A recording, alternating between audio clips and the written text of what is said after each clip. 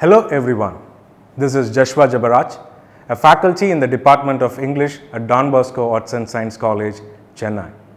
In this video, we are going to embark on a poem titled Ozymandias by P.B. Shelley. Percy Bysshe Shelley was one of the most eulogized and influential Romantic writers.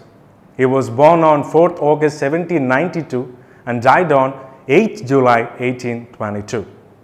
P.B. Shelley has been regarded as the most optimist poet in this world. In other words, he used to appreciate the essence of life through his poetry. John Keats was his contemporary. His wife Mary Shelley was also known for her masterpiece, The Frankenstein. P.B. Shelley is known for many works.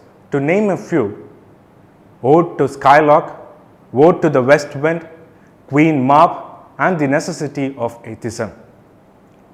His death was not a natural death. At the age of 29, while he was on a voyage, unfortunately the boat on which he travelled met a tempest, as a result of which he drowned and died. 10 days later, his body was discovered on the shores of Italy in a decomposed state.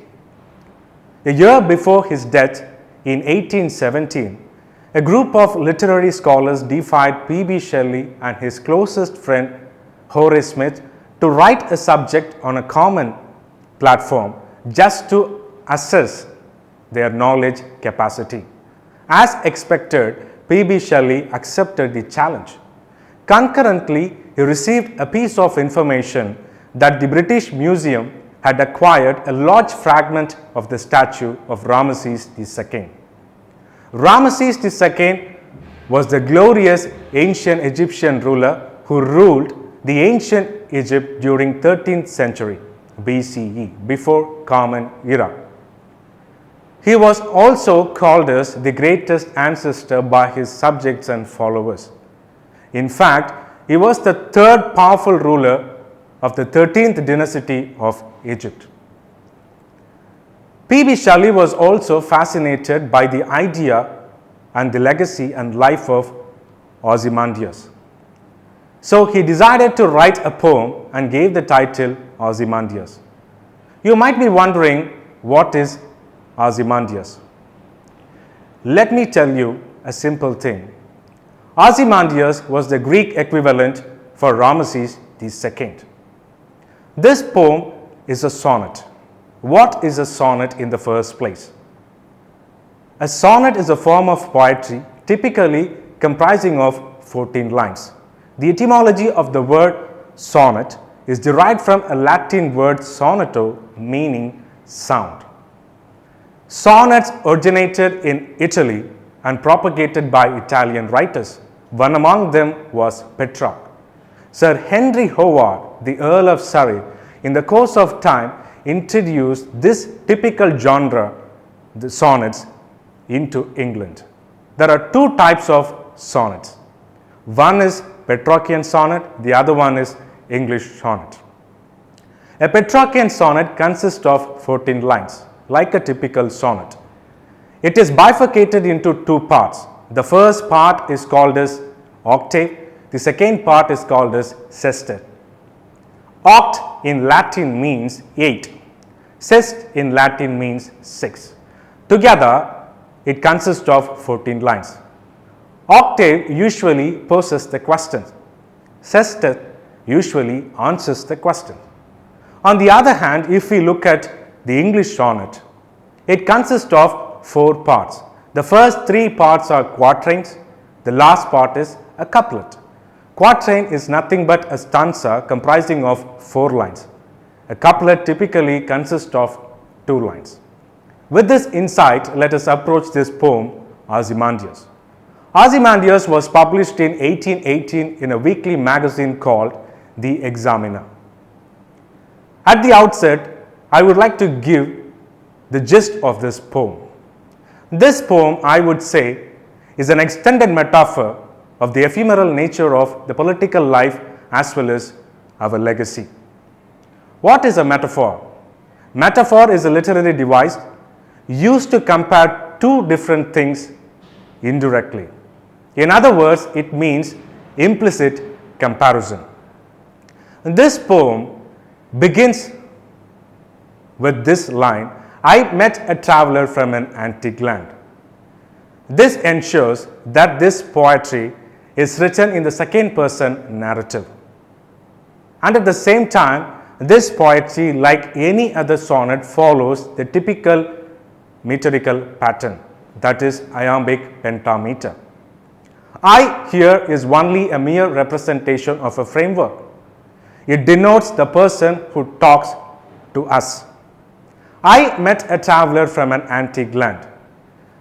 Here the word antique means ancient land.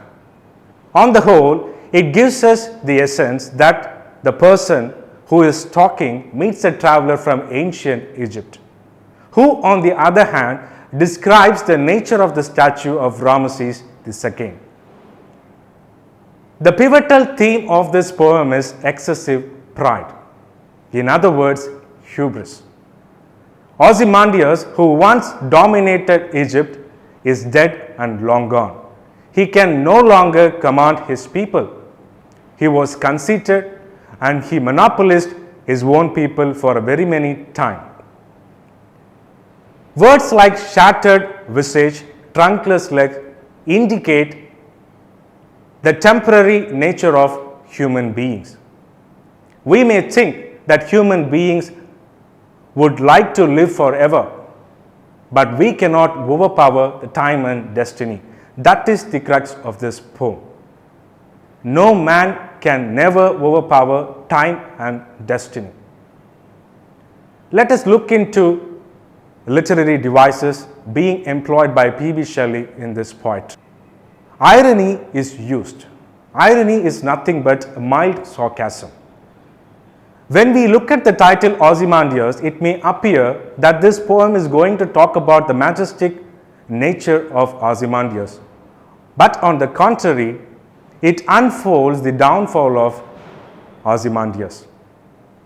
All the so-called greatest empires, emperors, right from Roman Empire to Nazi Party, who thought they would conquer this entire world, eventually crumbled and faded away from existence. Adolf Hitler, Benito Mussolini, Alexander the Great, Napoleon Bonaparte, all these people were inexplicably ambitious, but what happened to them? They all succumbed to the time and destiny. The bottom line is, no man can overpower time and destiny. Alliteration is also used in this poetry. Stand, sand. What is alliteration? Alliteration is a literary technique that indicates the presence of similar consonant sounds in a sentence. Stand, sand. The consonant sound sa is used, S is used in stand and sand. It is obvious that the statue of Ramesses II is not in a good shape. His face is broken and his legs are shattered. This indicates the short life of human beings. We may think that this world is for us. We may outlive other human beings and other animal species. But at the end of the day, we are all going to die. So what matters is we should appreciate the life. Like the Roman scholar Horace says, carpe diem, seize the moment. Live the life to the fullest. Appreciate your life so that life will also bestow you with his choicest blessing. Let me conclude this video with a quote of Buddha.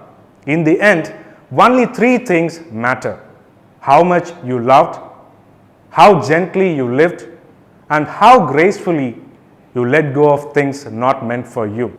The bottom line is, we as human beings are prejudiced against so many things. We don't like our fellow human beings. We don't associate with our colleagues, peers, and acquaintances.